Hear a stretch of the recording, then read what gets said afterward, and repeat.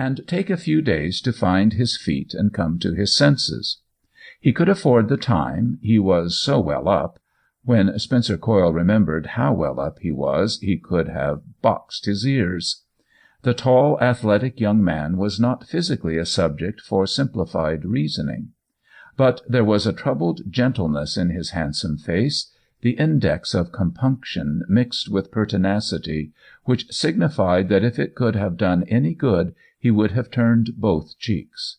He evidently didn't pretend that his wisdom was superior. He only presented it as his own.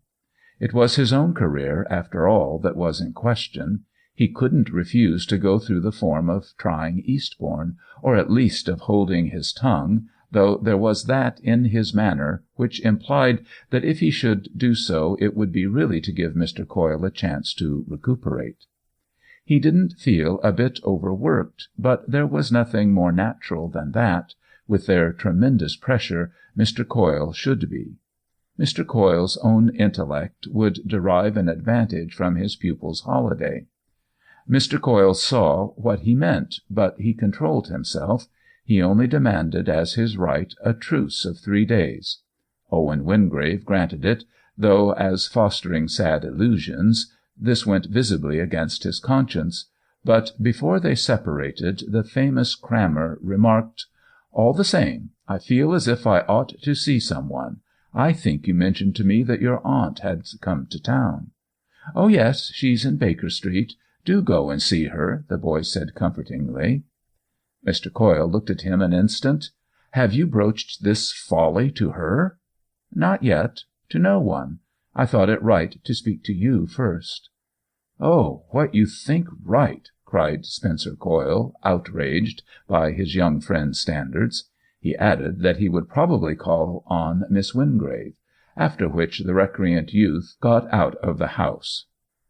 Owen Wingrave didn't, however, start punctually for Eastbourne. He only directed his steps to Kensington Gardens, from which Mr. Coyle's desirable residence — he was terribly expensive and had a big house — was not far removed. The famous coach put up his pupils, and Owen had mentioned to the butler that he would be back to dinner. The spring day was warm to his young blood, and he had a book in his pocket, which, when he had passed into the gardens and after a short stroll, dropped into a chair, he took out with the slow, soft sigh that finally ushers in a pleasure postponed. He stretched his long legs and began to read it. It was a volume of Goethe's poems.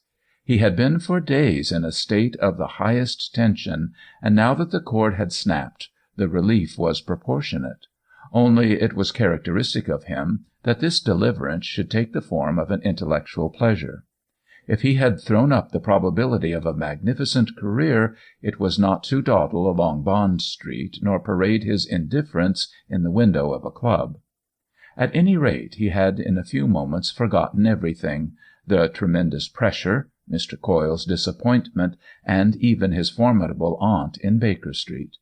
If these watchers had overtaken him, there would surely have been some excuse for their exasperation. There was no doubt he was perverse, for his very choice of a pastime only showed how he had got up his German. "What the devil's the matter with him, do you know?" Spencer Coyle asked that afternoon of young Lechmere, who had never before observed the head of the establishment to set a fellow such an example of bad language.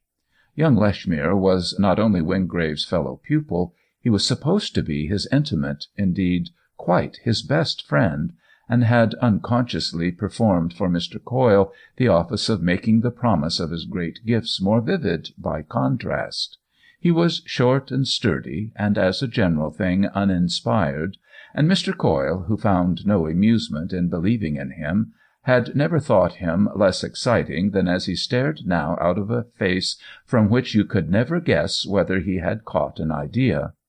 Young Lechmere concealed such achievements as if they had been youthful indiscretions.